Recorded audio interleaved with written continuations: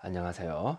자, 오늘은 이야기가 있는 발레, 지젤에 대해서 한번 알아보도록 합시다. 자, 이때까지 발레의 기본적인 틀과 낭만 발레에 대해서 다루고 있었는데, 이번에는 낭만 발레 중에서 최고의 작품 중에 하나인 지젤을 한번 이야기해 보도록 합시다. 이 작품은 1841년 파리 오페라 좌에서 초연된 작품인데, 이야기가 뭐냐면 그냥 처녀 귀신 이야기예요. 그 독일에 그 하이네가 쓴 그 독일 전설 연구서라는 게 있는데 거기 보면은 처녀 귀신 윌리 이야기가 들어가 있어요. 그러니까 그 윌리 이야기를 그 테오필 고티에라고 하는 그 시인이 한 명 있는데 이 사람이 그 이야기에 좀 빠져든 거죠. 그래서 그 이야기에 기반을 두서 대본을 하나 만들게 되고 그 대본을 기반으로 해서 코랄리와 줄 페로라는 사람이 안무를 맡게 됩니다. 줄 페로가 좀 더 중요해요. 그리고 당시에 이제 스타급 발레리나를 하나 데리고 오게 되죠. 카를로타 그리시라는 사람을 지젤 역으로 점을 딱 찍게 되죠. 그러니까 이 작품 같은 경우에는 그 지젤 역할에 그리시를 마음속 깊이 염두에 둔 상태에서 추진한 작품이다라고 이해하시면 됩니다. 그러면 오늘날에는 어떻느냐? 자, 줄 페로의 원 안무로는 공연이 올라가지 않습니다. DVD 같은 거 사보시게 되면요. 마리오스 프피타, 애프터, 줄 코렐로, 앤 코랄리, 줄 페로 이렇게 적혀 있는데 그 말의 의미가 뭐냐면은 마리우스 프티파가 손을 살짝 댔다라고 하는 걸 얘기하는 거죠. 왜 그러냐면은 이 줄페로의 안무가 1868년 이후에 어떤 이유에선가 사라져 버리게 돼요. 이 발레라고 하는 게 그래요, 사실. 춤이기 때문에 사라지기 되게 쉬워. 상실한다고요. 그걸 갖다가 프티파가 살짝 손을 보게 되는 거죠. 아마 완전 상실은 아닐 것 같고 아마 부분이 남았었던 것 같아요. 그래서 원 안무의 기본 아래에서 몇 가지를 추가한 것으로 보입니다. 자, 그래서 이제 이 푸티파가 재안무한 것이 이제 발르리스에 의해서 유럽으로 보급되게 되고 그것이 오늘날 우리가 보고 있는 지젤이라고 보시면 돼요. 그 이후에도 지젤은 좀 현대적으로 많이 재해석되게 되는데 제일 대표적인 게 마체크의 작품이 있고요. 그 다음에 매튜 보은의 작품도 하나 있죠. 자, 아무튼 뭐 다양하게 되게 많습니다. 자, 그래 하고요. 그러면 카를로타 그리시 이 사람은 어떤 사람이냐면은 당시 되게 유명했던 사람이에요. 밀라노에서 태어났고 14살에 나폴리에서 데뷔를 하게 되죠. 나폴리 최고 인기 발레리나 중 한 명이었고 1829년에 라스칼라에서 이제 군무진으로 활동을 하다가 큰 주목을 못 받게 되는데 이 줄 페로를 만남으로 인해서 인생의 전환점을 맞게 되죠. 줄 페로가 얘를 갖다가 좀 염두에 두고 이제 지제를 땄으니까요. 그러니까 지젤의 주연을 맡으면서 두각을 드러내게 되는 거죠. 그러니까 그리시가 원래 유명했던 게 아니라 지젤을 맡으면서 유명해진 거예요. 그래서 엄청난 성공을 받게 되죠. 한편 고티에 같은 경우에는 그리시한테 그러니까 그리시를 되게 좋아했어요. 그래가지고 좀 그랬는데 그리시와 줄페로, 그러니까 한번 생각해봐. 줄페로가 왜 그리시를 염두에 뒀겠냐고. 아무도 것도 아닌 그냥 군무진에 있던 무명의 애였는데. 역시 좋아했으니까 그런 거예요. 그래가지고 그리스랑 질페로가 연인 관계가 되게 되죠.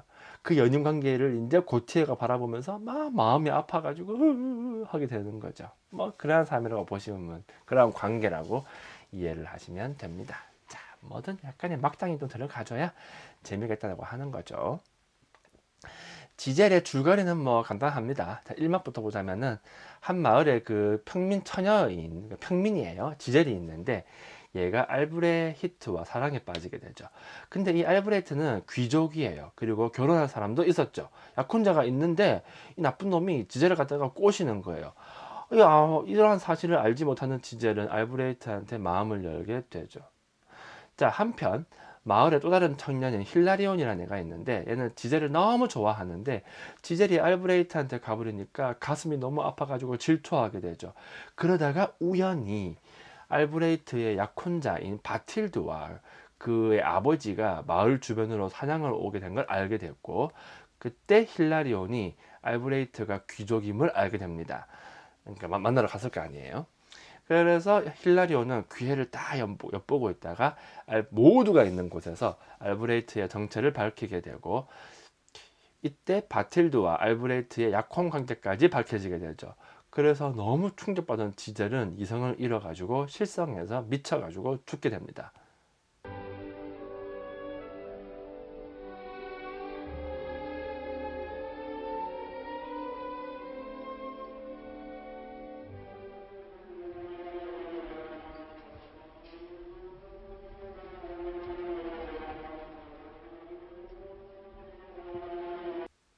근데 뭐 이 정도로 사람이 죽어? 좀 이해가 안 가긴 하는데 아무튼 죽었어요. 자, 그다음에 이제 2막으로 넘어가게 되죠. 지젤은 죽어가지고 윌리가 돼요. 그러니까 처녀 귀신이 된 거죠. 윌리들은 남자를 유인해가지고 죽을 때까지 춤을 추게 하고요. 밤에 이제 죽게 하는 그런 귀신이에요. 힐라리오는 지젤의 죽음에 대해서 죄책감을 느끼게 되고 지젤의 무덤을 찾아오게 되는데 그때 윌리들에게 잡히게 되죠. 그래서 죽게 됩니다. 어떻게 죽이냐면 밤새도록 춤을 추게 해가지고 죽이게 만들어요. 한편 알브레이트도 지젤의 죽음을 애도하려고 지젤의 무덤을 찾아오게 되는데 이놈도 역시 윌리한테 잡혀요. 그래서 윌리들의 여왕인 미르타가 알브레이트를 죽이려고 하는데 그때 지젤이 막아섭니다. 그래서 미르타가 너무 화가 나가지고 지젤과 알브레이트 둘 다 번갈아 가면서 밤새도록 춤을 추게 하게 되는데 어쨌든 춤을 추면서 시간을 끄는데 성공하게 되고 그래서 밤이 물러가게 되고 해가 뜨게 되죠.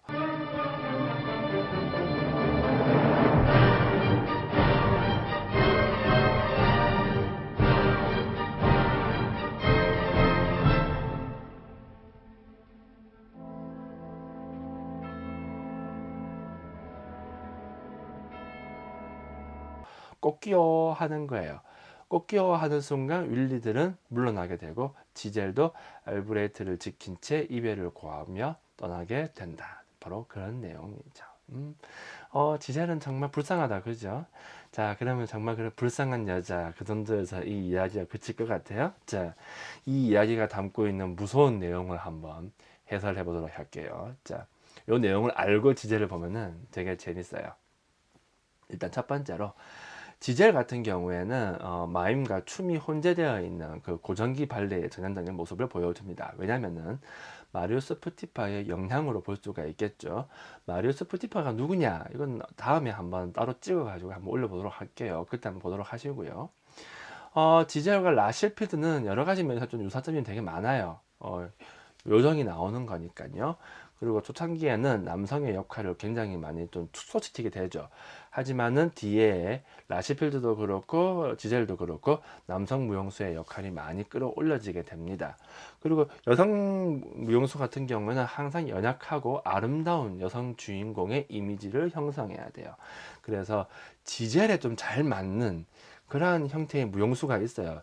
좀 여리여리해야 돼요. 좀 약간 작고 좀 아담하고 굉장히 좀 여성성이 강하게 드러나는 그러한 사람들이 이제 요 특징에 좀 잘 맞죠. 그리고 지젤 같은 경우에는 백조의 호수와 기본적으로 구조가 동일해요. 백조의 호수 같은 경우에는 오데토와 오딜이라고 하는 전혀 다른 인격의 캐릭터를 한 사람이 연기해야 되는데 지젤도 마찬가지예요. 순수한 마을 처녀와 윌리라고 하는 걸 연기해야 되고 또 더불어서 중간에 보면은 미쳐 죽어가는 매드씬이 있거든요. 그거까지 연기해야 돼요. 그래가지고 지젤 같은 경우에는 발랄한 마을 처녀 지젤, 미쳐 죽어가는 지젤, 헌신적인 여인으로서의 지젤, 이렇게 세 가지를 연기할 수 있어야 합니다. 또 더불어서 이 작품 같은 경우에는 낭만 발레가 기본적인 틀이란 말이에요. 기본적으로 낭만 발레예요. 그러니까 그 서정성을 갖다가 아주 뛰어난 연기력으로 표현을 할 수 있어야 되기도 하고요. 그래서 지젤 같은 근데 훗날에 푸티파가 또 안무를 좀 개작했기 때문에 고전 발레가 가지고 있는 기본적인 특징이 고난이도의 테크닉 그런 것들이 또 많이 요구되는 거예요. 그래서 지젤이라고 하는 작품은 낭만 발레가 가지고 있는 연기력과 고전 발레가 가지고 있는 테크닉 모두를 필요로 하는 정말 최고난이도 작품이라고 보시면 돼요. 정말로 어렵다라고 봐도 무방하죠.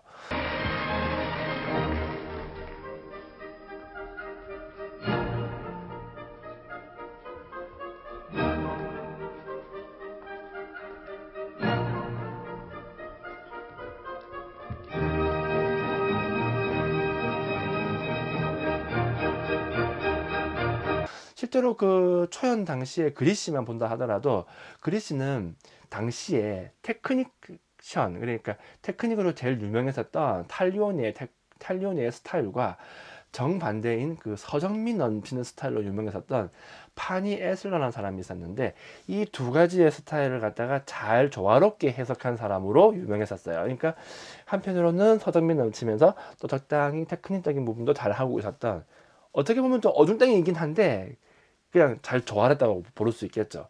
그거는 이제 생각하기 나름인 거예요. 어중땡일 수도 있고 뭐 조화로움이라고 볼 수도 있고요. 음. 자, 그래서 지젤 같은 경우에는 요 세 가지 특징, 자, 발랄한 처녀, 미쳐 주고 가는 씬, 그리고 윌리가 된 지젤. 감정의 어떤 그 틀이 너무 극단적으로 움직여요. 이렇게 발랄했다가 미쳤다가 약간 좀 헌신하는 여자까지 너무 극단적으로 이게 움직이다 보니까 연기가 굉장히 어렵죠. 그래서 지젤 같은 경우에는 이 감정 연기를 얼마나 잘 해내느냐에 따라서 가슴 아픈 지젤이 되느냐 아니면 막장 드라마가 되느냐로 이제 판가름되는 거예요. 이 작품 같은 경우에는 좀 사회적인 측면으로 이제 해석을 할 수도 있습니다. 그러니까 단순한 사랑의 이야기가 아니라 좀 계급적 특징을 지적할 수도 있다라고 하는 거죠. 지젤이 올려질 당시의 프랑스 사회를 이해할 필요가 있어요. 그때는 언제이냐? 시민왕 루이 필리프 시대예요. 그때가 언제냐면 레미제라블 있죠. 딱 그 시기라고 보시면 돼요. 한 중간쯤, 그러니까 장발장에 빵 훔친 그 다음에 한 좀 이야기가 좀 전개돼서 한 중반쯤의 이야기를 다루고 있는 그 시대를 말하는 건데,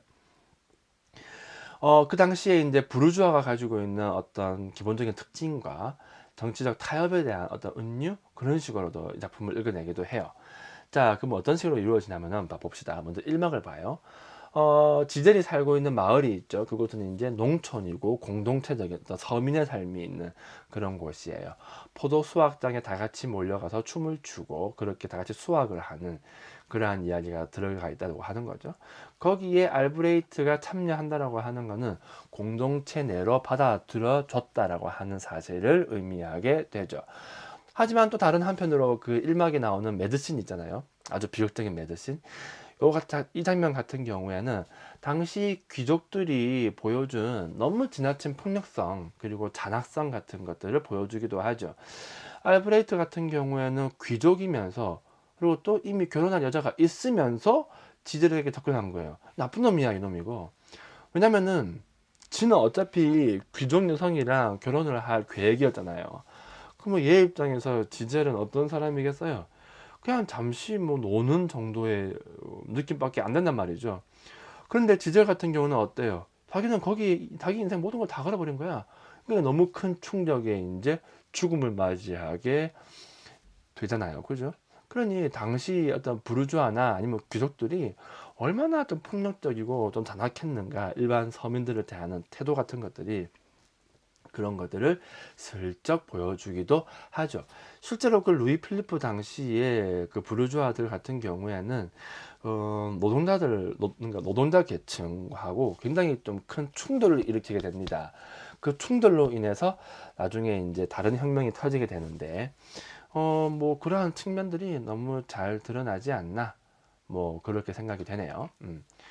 그러니까 요거까지. 그러니까 어떤 일이 벌어지게 되냐면은, 자, 프랑스 대혁명이 터진다라고 하는 거는 제일 처음에 여러 가지 사회적 모순이나 그런 것들을 이제 해결하기 위해서 노동자 계층과 부르주아 계층이 함께 힘을 합쳐가지고 일을 저지르게 되는 거죠. 누구를 물리치기 위해서? 봉건 귀족을 물리치기 위해서 말이에요. 그래서 처음에는 노동자 계층과 부르주아 계층이 같은 지점을 바라보게 돼요. 그래서 프랑스 대혁명을 내부를 보게 되면은 여러 번 혁명이 일어나게 되는데, 일단은 그 기준이 뭐냐면은 노동자와 부르주아가 함께 하느냐 분리되느냐, 그게 핵심이고요. 루이 필리프 시대 그 이후에 1848년에 다시 혁명이 터지게 되는데, 그 시점에 노동자와 부르주아 계층이 분리됩니다. 그러니까 이때는 이제 그러니까 앞선 혁명을 통해서 귀족 계층은 이미 없애버렸어. 근데 그 귀족의 자리에 부르주아가 올라가 버렸단 말이야. 그러니까 부르주아가 다시 또 그 위치에서 노동자나 농민들을 갖다가 억압하기 시작한단 말이에요. 그러니 이 밑에 있는 사람들 입장에서는 부르주아는 뭡니까? 새로운 귀족에 불과하단 말이에요. 그러니 너와 내가 함께 갈 수 있겠어요? 함께 갈 수가 없는 거예요. 근데 그 모순이 정말 심했던 시절이 루이 필리프 시대란 말입니다. 특히 그 선거권 문제하고 되게 문제가 많이 됐었어요. 그러니까 선거권을 주는데 그 기준이 뭐였냐면 돈이 많은가 적은가였거든요. 돈 많으면 주는 거고 돈 없으면 안 줬단 말이죠. 그러니까 너무 화가 나가지고 다시 뒤집어 엎게 된다라고 하는 거죠. 그게 1848년 혁명이 가지고 있는 기본적인 특징이에요. 그래서 1848년 혁명 같은 경우에는 노동자 혁명의 성격을 띈다. 이렇게도 설명을 많이 합니다. 그 시대에 지제를 올렸었단 말이에요. 그러니 이 지제를 갖다가 그 시대적 맥락 하에서 바라볼 수 있는 여지가 굉장히 많단 말이에요. 그러니 이 지젤의 어떤 비극적 죽음을 보고 뭐라고 보시냐면은 귀족으로 표현되어 있는 이 부르주아 계층이 가지고 있는 잔혹성, 이들의 폭력성, 특히 여자를 좀 성적으로 대하는 왜 그거 레미제라블을 보더라도 거기 나오잖아요. 막 서민층이 살아갈 수가 없어가지고 막 창녀가 되고 그렇게 막 팔려 나가다가 결국 죽음을 맞이하게 되는 그 극중 이름은 좀 생각이 잘 안 나는데 아무튼 그러한 모습들이나 뭐 지젤이 당한 것이나 크게 다르지는 않다라고 생각을 하는 거죠. 오케이? 좋아. 제일 중요한 건 무엇이냐면 이막이에요. 자, 이막에 등장하는 윌리 같은 경우에는 팔다리를 이렇게 길게 내려뜨려 가지고 우아하고 아름답게 춤을 추게 되죠.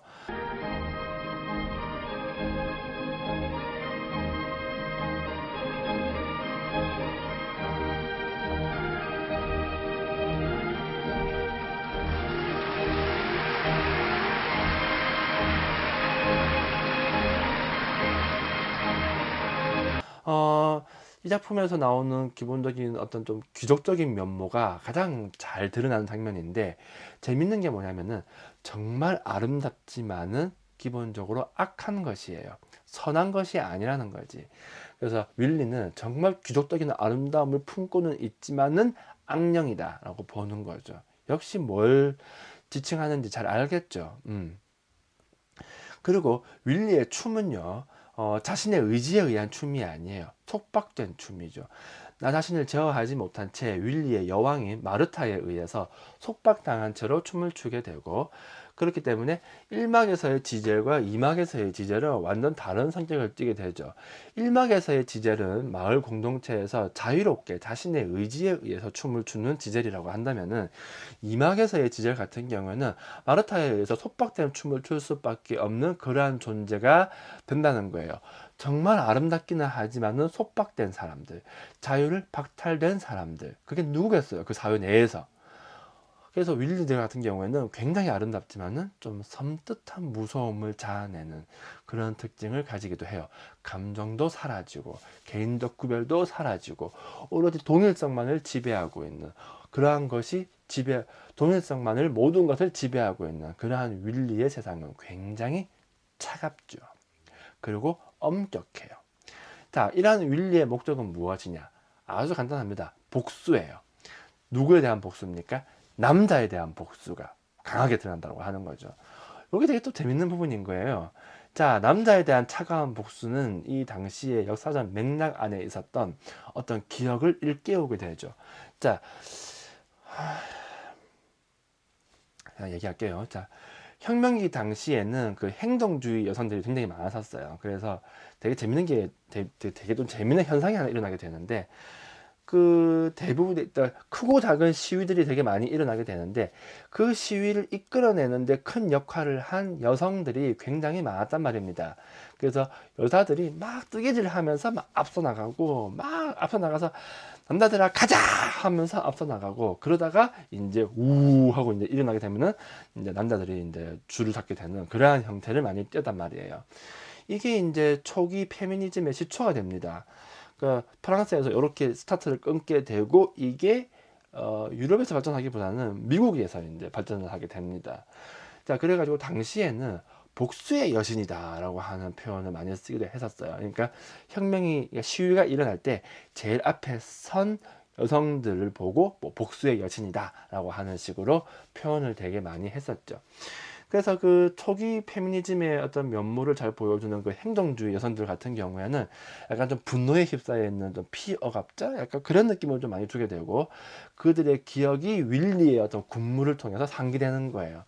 그래가지고 루이 필리프 시대에 이 작품이 올려지게 되자 사람들은, 그러니까 루이 필리프 시대에는 그 혁명에 대한 피로감이 굉장히 좀 심했던 시점이에요. 이제 혁명 좀 그만했으면 좋겠다라는 그런 생각이 좀 많이 들었던 그런 상황인데, 윌리들을 갖다가 그런 식으로 표현했다는 말의 의미가 뭐냐면은, 당대 사람들은 그렇게 많은 혁명을 갖다가 이끌어냈었던 그 행동주의 여성들로서 에게서 좀 벗어나고 싶다.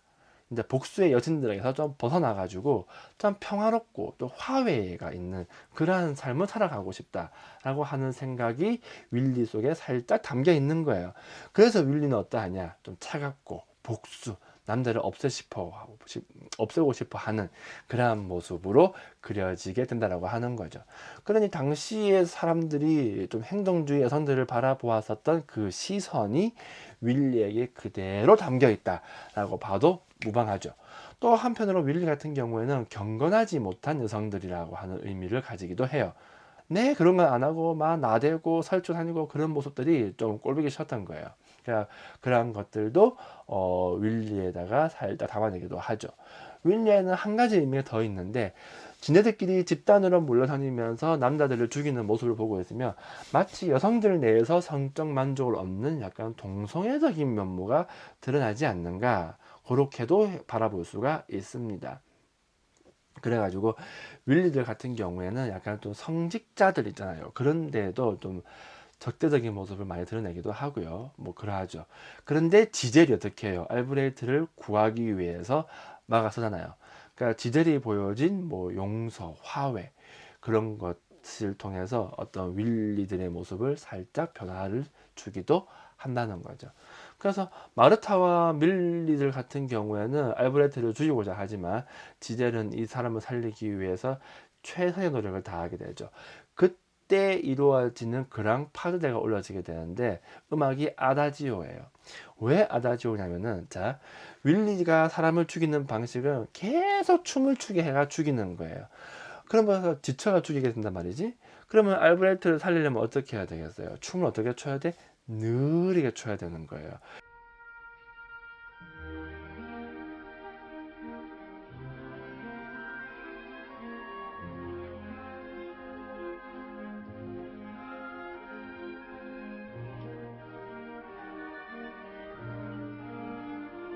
그래서 이막에서 지젤과 알브레이트가 함께 추구되는 그랑파드대 같은 경우에는 아다지오의 형태로 이루어지는 거죠. 그렇게 해야만이 알브레이트를 지치게 할 수 없을 테니까. 천천히 마치 정지되어 있는 듯한 그 순간의 모습들은 평화와 친밀감이 넘쳐흐르는 순간이기도 한 거죠. 응.